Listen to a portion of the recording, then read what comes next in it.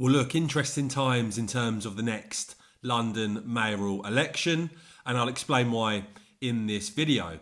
Of course, Sadiq Khan, the Labour London mayor, goes into this election still the heavy favourite, but it's not as nailed on as perhaps some of you may think. Of course, there's been a huge backlash against this ULEZ expansion, this ULEZ agenda overall, which I think basically is a taster for what you're in for if we do have a Labour government, which is basically more nanny state, more control and more cost. Now, don't forget, in the last London mayoral election, it was actually a lot closer than many had anticipated. In the first round, Sadiq Khan got 40% of the vote and Sean Bailey, the Conservative candidate, got 35%.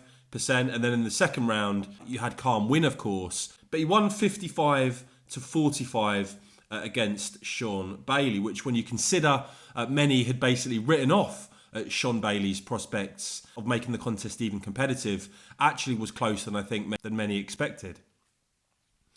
Now, a huge change in terms of the next London mayoral election is that rather than having that runoff system of there being a second round if one of the candidates doesn't get a majority over 50% of the vote in the first round, is that it's going to be conducted under first past the post. Now, before I get to what that could possibly mean, I thought this was quite interesting. You look at the Westminster voting intention in London, you see Labour there with a 20-point lead, a commanding lead in London when it comes to the next general election. Labour 47, Conservatives 27.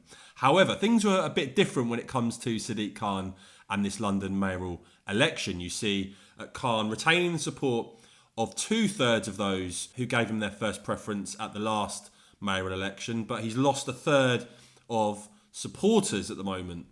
His approval rating is still at +5, but down 22 points from June. So that is a pretty dramatic drop.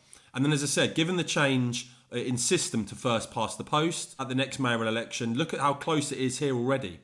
Sadiq Khan leading Susan Hall, the Conservative candidate, now by just 1%.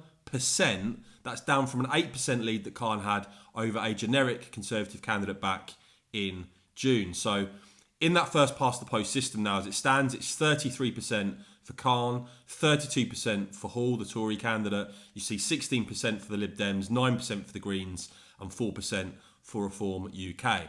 But what's also been rumoured is that you could see Jeremy Corbyn get involved in this election. And if he was to do so, if Corbyn was to run as an independent, you would actually see, again, under this first past the post system with no second round this time, you would see Susan Hall, the Conservative candidate, actually win with a 5-point lead, though that is dependent on Corbyn entering the race. But even without Corbyn's involvement in this next mayoral election, it could actually be quite close, given the change in system. And as I said, given the fact that Khan in this latest poll by Redfield and Wilton only has a 1-point lead over Susan Hall. It's going to be very interesting to see what happens in terms of the London mayoral election. Let me know your thoughts on all of that in the comments below, guys. Do those sorts of numbers surprise you or not? I will keep bringing you all the latest, of course. So please do whack this video a quick thumbs up. And of course, as ever, cheers for watching.